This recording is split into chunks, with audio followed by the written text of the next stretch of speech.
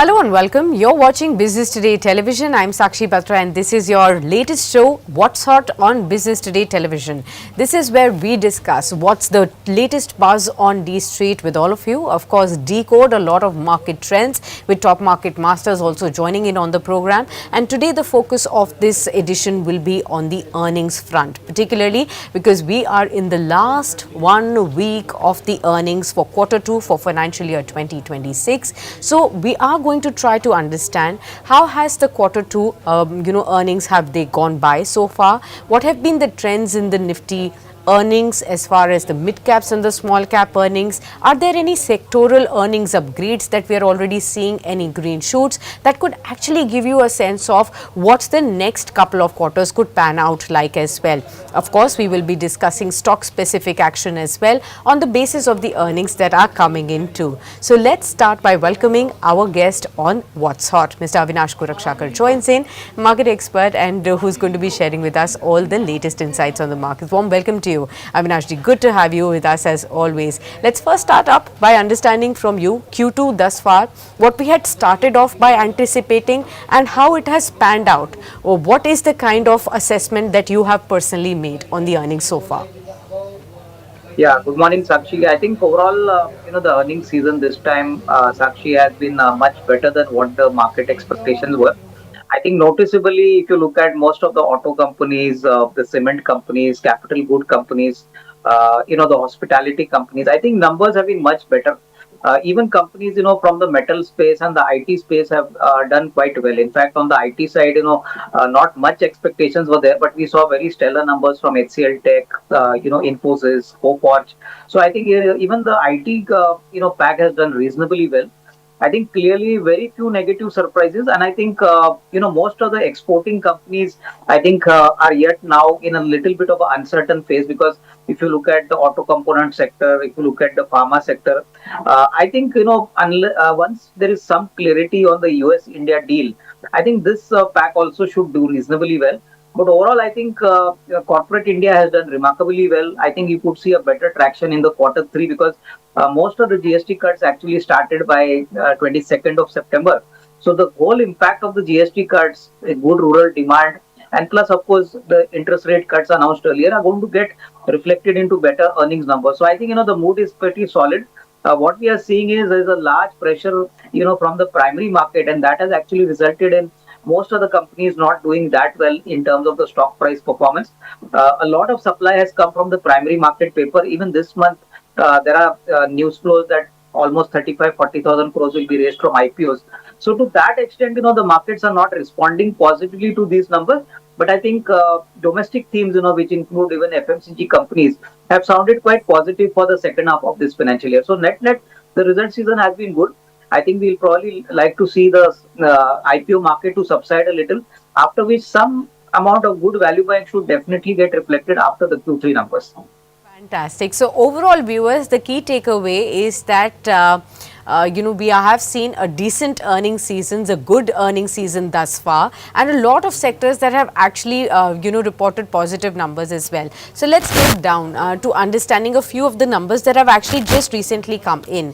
Avinash, you talked about auto names where they have come out with good set of numbers. So let's start off by M&M. That was the latest number that we actually saw. In fact, we've also had the management to come and talk about it as well. The company has managed to maintain its leadership position in SUVs, in EVs, and a lot of tractor segment as well. The company has also upped their guidance when it comes to the tractor sales going forward from here as well. And they are seeing that, it's the rural push that has really led to the positive demand this time around. Although the management did categorically say that the real effect of the recent GST rationalization, GST cuts that have been taken by the government will truly get reflected in Q4 and not just Q3 as well. Once, because there is a lot of overlap. One, wedding related purchases, two, festive related purchases, and three, GST related kind of changes that have happened. So the management has clearly mentioned that once in Q4 we are done with all the festivities and the wedding season, we will clearly be able to understand what kind of an impact are we seeing on the GST cuts as well. We also have brokerages that have come out with the reports as far as M&M earnings are concerned. We have Jeffries report coming in, where they have given buy rating for M&M and a target price that they have raised to 4,300. They believe this is the 14th consecutive quarter of double-digit EBITDA growth for the company, with September quarter now delivering 23% year-on-year growth. That is 3% above their own estimates. What they've also mentioned is that for FY26, they have raised the outlook for M&M for tractors and LCVs. They now expect double-digit growth across the segments, and that's a big positive, like I had marked out earlier also. They've gained market share across SUVs, across tractors, LCVs in the recent years. They also plan to launch 3 SUVs in calendar year 2026 and a new SUV platform in calendar year 2027 as well. They've also raised the FY26 to FY28 EPS estimate by 2 to 3% as well. The management also did highlight in my interview with them that by the end of November, they are also going to be going ahead with another launch of an EV, and that will be also, they expect, will create a lot of buzz. So the launch pipeline looks strong. They are gearing up to gain market share in a lot of critical segments, and they're also looking at increasing their own estimates as far as tractor segment, LCV segment is concerned. Looking at this, what is your sense, Avinash ji, on M&M? This has been a stock that has been an outperformer also. It's been one of the best performing stocks in the auto space in the last 6 months, 1 year as well. What is your stance right now after having seen this performance in Q2? I think, Sakshi, as you rightly pointed out, the Q2 numbers were much better than the market expectations. And I think all the divisions, if you see the UV business, the tractor business, and the new electric vehicle business, all of them have done very well. And in terms of margins also, the management has maintained the margin. So going forward, typically the second half is supposed to be a much better period for the company, as all for the automobile companies. So our sense is that even at these levels, somebody wants to take a call. The consolidated entity, which is Mahindra, which holds stakes in almost all the other companies, is obviously going to benefit. So net, I think we feel that yes, this could be a good opportunity within the auto space. In fact, within the auto space, if you look at Tata Motors, Eicher Motors, Maruti, I think this company looks very well positioned in terms of the risk reward. Our sense is that over the next, say, 12 to 15 months, one could reasonably expect a target price of around 4,000 rupees here. And I think one could even look at an SIP, because this is a business which is very stable, I think very mature. And most importantly, the management has consciously done a lot of cost cutting, a lot of productivity enhancement measures. So this actually increases the confidence from the investor. So net structurally we are positive here. Okay, fair point. Anything else that has stood out for you in the auto space beyond M&M as well so far that the earnings have come in, sir, and the recent sales figures that have been announced too? Where do you see the green shoots apart from M&M too? See, I think my guess is that, obviously Maruti should do well, but I think, companies like Force Motors, in fact, Sakshi, today the numbers have come in. Numbers have been pretty solid. So I think Force Motors also could be a very reasonably attractive bet, considering the fact that, this is a thinly traded stock. But I think looking at the kind of, the numbers which they have put out, I won't be surprised that this stock could possibly outperform in the next 6 to 12 months. Okay, got that. Let's actually shift focus to another aspect that you mentioned, and that is clearly the cement space as well that we must mark out. We have seen Ramco Cements come up with the earnings. Again, here we have two reports that we are going to be highlighting for all our viewers. Jeffries has a hold rating with a target price of 1020 on Ramco Cement. Citi has a buy rating with a target price of 1200. Now, what Citi believes is that the Q2 EBITDA has risen 24% year on year. There have been higher realizations of up 7%. Construction chemical sales, which have offset, which has been offset in part of higher costs of 7%, kind of a escalation that we had seen. Volumes, however, were flattish, although EBITDA has beaten Citi's own estimates, and that's why they are positive on the company. They're also looking at how the cement price realization has truly helped the EBITDA versus ton EBITDA per ton kind of the move that we have seen versus the last few years of lows. And they're also looking at rising green energy, improving lead distance, as well as ability to manage market mix and ongoing monetization of non-core assets as some aspects that could augur well for the company's growth going forward from here. Apart from this, Ramco Cements, we are also looking at the numbers of Grasim that have also come in too, and that also could help us understand how the entire cement space has been in the buzz of late. So far, the cement aspect has not really played out the way it has usually done in the Q3 period, but let's see whether this will pick up going forward from here. Avinash ji, cement space, you have seen, you have also sensed that this is a positive space to be in. What are the triggers you are noting from the earnings that are coming in from both large cap as well as mid cap names like Ramco that would help us decide as to what course should we take as investors on the cement basket? No, I think clearly demand is growing and supply pressure is easing. And I think, quarter 2 typically is a kind of a slow quarter because of the monsoon effect.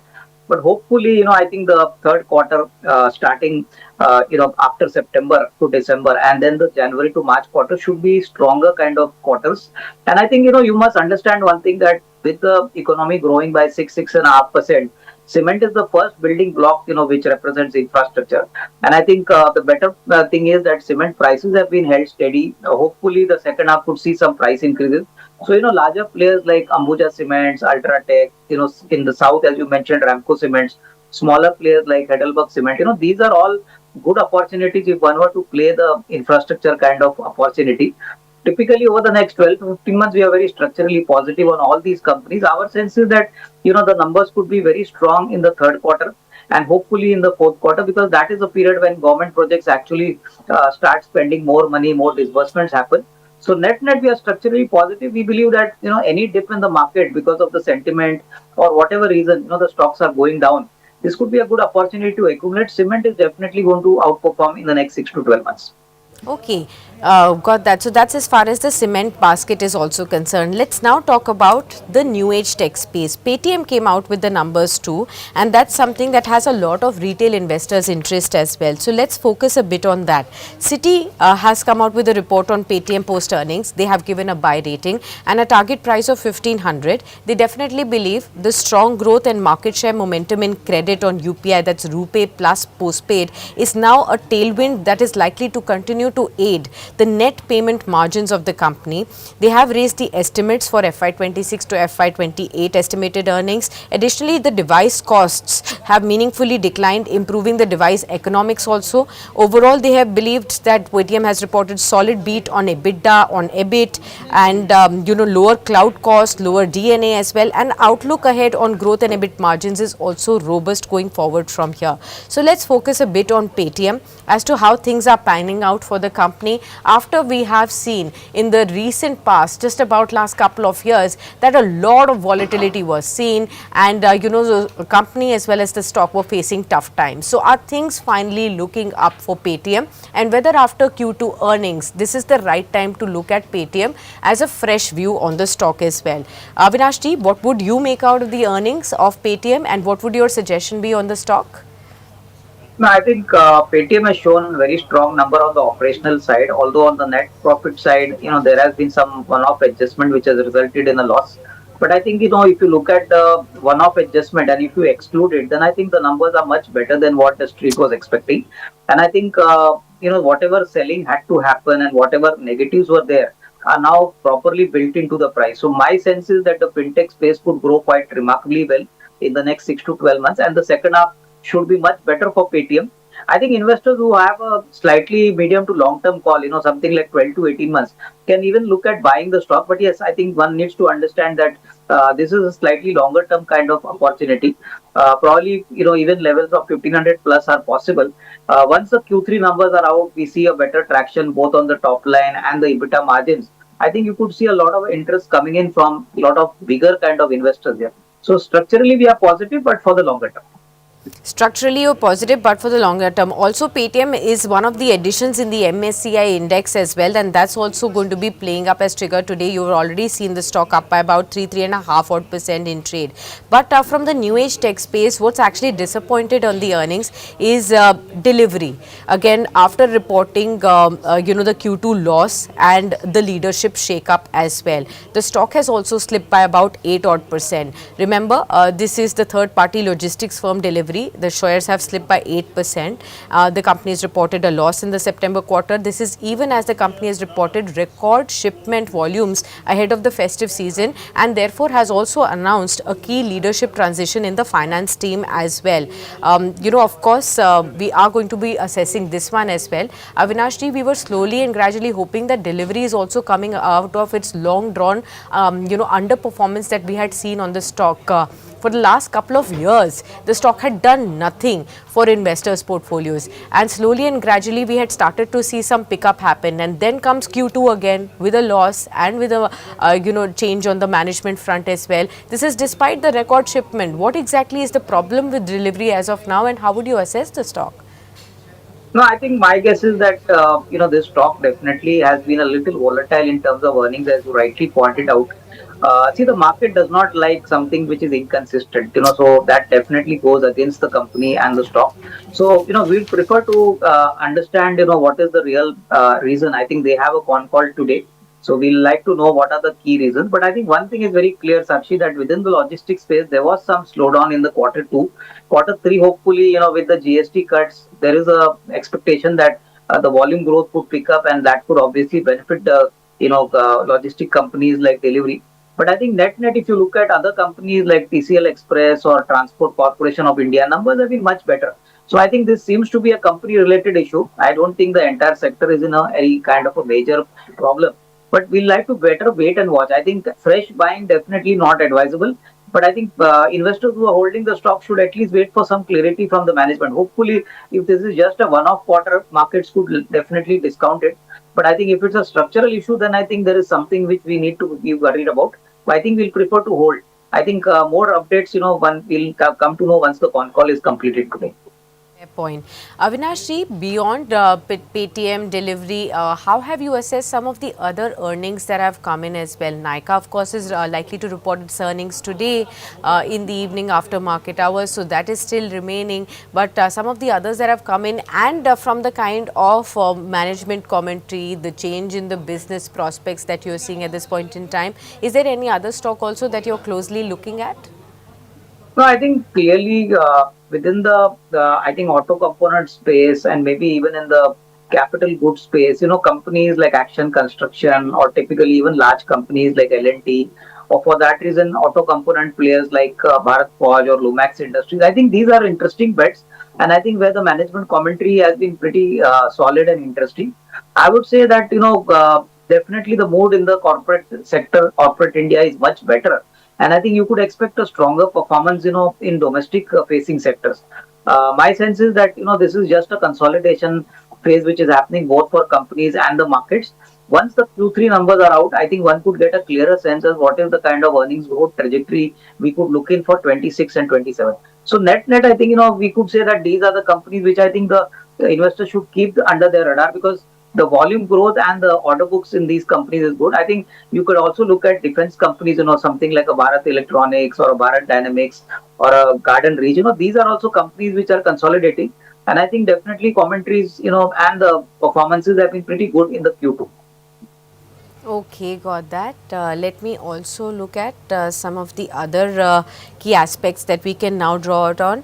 Okay, hospitality is another sector that you marked out right at the beginning of the show, Avinash ji. So let's discuss hospitality too. Indian Hotels has also come out with the earnings. Here again, we have two brokerage houses reports. HSBC, which has come out with a buy rating and a 964 target price for Indian Hotels. They believe the Q2 earnings were in line with estimates, and the second half guidance actually points to stronger numbers driven by both MICE and the return of the key hotels after renovation. They've also said significant inventory growth, strong trading continues and the continued rise in cost efficiency should boost the profitability in FY27 earnings as well.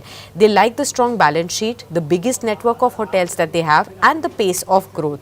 Jefferies has a 935 rupees target price on Indian hotels. They believe again the earnings have been in line for both revenue, EBITDA, that's the operational performance, and profit after tax as well. The growth was led by the new businesses. Standalone revenue par also growth was flattish. That's amid the travel headwinds that we have seen. The management, however, has maintained the double-digit revenue growth guidance for FY26 and healthy second half as well. In September quarter, the company has also received regulatory approval to commence construction at Taj Bandstand and began groundwork on the same too. So let's discuss this as well. Avinash ji, Indian hotels, we long know that has remained a favorite of analysts, both technical and fundamental, as well as retail investors for far too long now. Within the hospitality space, Indian hotels always emerges as one of those strong names that we always talk about. What do you think are the earnings highlights and how have you assessed the earnings so far? What do you think augurs well for Indian hotels? No, I think Q2 numbers have been good for Indian hotels, but I think the markets were not very happy, and that's the reason the stock is down today. But I think what has happened is maybe on the net profit level, the numbers were below the street expectations, but operationally the company has done well. And as you rightly pointed out, the second half is typically a much more stronger period for hotels and hospitality business. So we are expecting a very strong second half, and hopefully, I think we could look at even profits of 2,500 crores for the full financial year. Typically, I think this is a stock which has consolidated in the last 12 months for a very long time. And I think at these levels, it offers a good entry point for long-term investors. Even we have a target price of around 900 odd rupees over the next, say, 12 to 15 months. But another company, Sakshi, which came out with very good results was Chalet Hotels. Chalet has done very well, but here also I think the markets have given it a beating. The numbers both on the operational side as well as on the revenue side and the PAT side have been much better than the street expectation. So overall, we are positive on the on the hospitality sector. We believe that this is one sector which is an all-weather sector, and with ARPUs going up, inventory is also moving very slowly. Demand is pretty solid, so I think one could definitely look at entering the stock with a slightly medium to long-term horizon. Okay, fair point.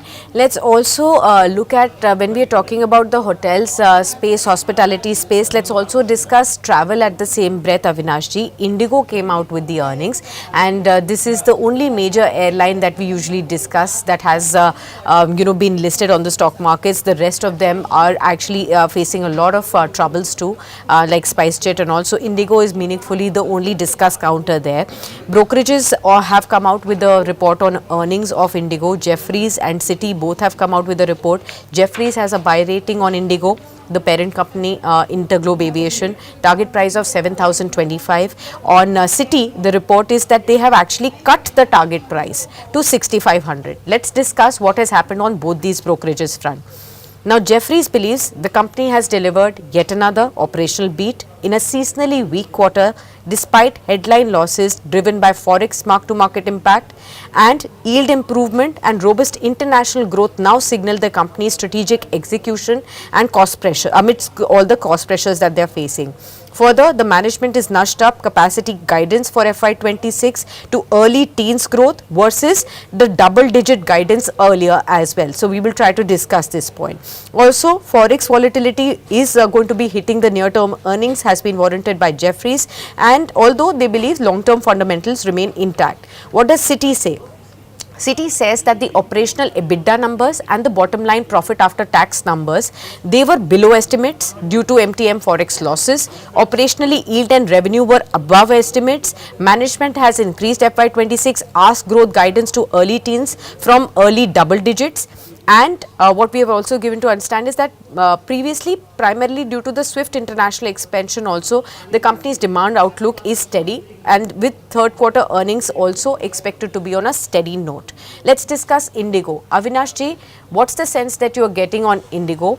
we had seen, periodic movement on the stock. It went higher for some period of time and then consolidated for a long period of time as well. Thereafter, we are seeing the Q2 earnings. Yes, the net losses have widened. There are clear forex losses that are being mentioned, but most of the brokerage houses still believe on the strong fundamental growth going forward and steady growth ahead as well. Also, what's your sense at this stock price, at this valuation also, how would you understand Indigo's prospects going forward, sir? No, I think, see, first of all, Indigo enjoys a market share in excess of 50%. And if you look at all the players, they are one of the strongest in spite of the losses, which are primarily largely because of the foreign exchange loss. If you look at the operating numbers have been pretty good. But yes, I think top line growth this time was just about 9.5, 10%. So I think, markets probably are expecting that second half will be a much better period. Overall, the airline space has been growing very rapidly, and I'm quite sure that the kind of investments which most of the airlines have made, including Indigo, we could see very good traction, in the second half of the financial year. So I think net we are structurally positive. We don't believe that the loss should defer investors from looking at the long term picture of Indigo. But yes, I think the third and the fourth quarter could be very solid. They could possibly wipe out all the loss and come out in the green, and that is what the market expects. Overall, if you look at the valuations, Sakshi, this is one stock where there's a large amount of FII and institutional interest, and there are hardly any sellers. So I think any dip in the market, if it happens, and in Indigo, it should be a good opportunity for somebody to pitch in here. But I think keeping at least the 18 to 24-month view at these levels, the risk reward may not look great. But if you're looking at the next couple of years, the kind of growth in aviation traffic which is expected in India, my sense is that Indigo will still control a large part of the market, and that would benefit them. So short term, the stock may remain in a sideways movement, but longer term, yes, you could make a lot of money here, but you need to put in a little more longer time frame here. Okay, got that. Lastly, we are going to be discussing the banking space at large, and SBI was the recent one that actually came out with the earnings from the PSU banking space. This is the largest bank in India that could actually give us a sense of how the entire PSU bank space is moving forward, what are the kind of triggers that they are facing at this point in time, and what highlights they have given. Now, here also I have two reports, Morgan Stanley with an equal weight rating and a target price that has been raised to 1020. HSBC that have a buy rating and they have raised the target price to 1100 post earnings on SBI. What does Morgan Stanley say? It says that in the earnings, the key positive was a 5% net interest income beat. Strong fees, 25% year on year growth, and driving a 14% beat on the core PPOP number as well. Now, profitability pre-exceptional gain was 15% above Morgan Stanley's own estimates. They believe asset quality remains strong.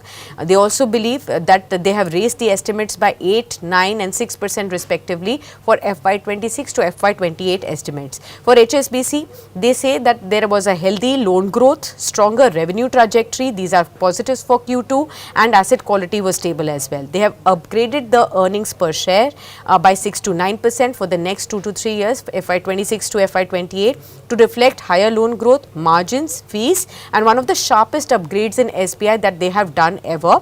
Also, they think strong core PPOP trajectory warrants higher multiples for the company, which means that they believe the fair valuations is higher than what the stock is currently trading at. So, let's discuss SBI, Avinash, and give us a sense of your overall understanding on banking, since this calendar year so far 2025 has largely been driven by banking names, private sector names that have led the entire weight on the stock markets. Now, tell us what's exactly happening on the PSU banking space, and SBI, what's your sense, sir? No, I think coming first to SBI, Sakshi, numbers have been much better, and I think asset quality, the loan book growth, disbursements have been much better than what the street expected. And I think you could see a little bit of more traction in the third quarter and the fourth quarter with the GST cuts, because the government is also very clear that if the GST cuts are going to lead to some sort of a consumption increase in the various products where GST has cut, I think banks have to provide the available credit. And I think SBI has definitely done very well in quarter two, but quarter three could be a lot better. Yeah. What is interesting is that most of the disbursements normally pick up from the October to December period and the Jan to March quarter. So I think we are quite positive here. Despite the fact that the stock has run up, our sense is that we could see a lot of business traction coming to SBI in the second half. And to add to this, most of the other PSU banks like Punjab National Bank, PNB, or a Canara Bank or a Bank of Baroda, the traction in business has been very strong. And I think asset quality has been maintained very well. Balance sheets are much more healthy than what they were earlier. And if you look at the private sector banks, banks like ICICI Bank, Axis, I think these have done also well. But if you look at the PSU banks, they have done much better. And the best part is PSU banks are available at a fair discount to the private sector banks. So I would say that this is a good time to start accumulating PSU stocks like Canara Bank, SBI, Bank of Baroda, PNB, and create a basket, because typically the second half is going to be a good strong period for most of these PSU banks, where you could possibly see good numbers coming out. Even from the smaller banks like Federal Bank, Bank of Maharashtra, you're seeing numbers very solid, and typically this momentum is going to continue for the next 6 to 12 months.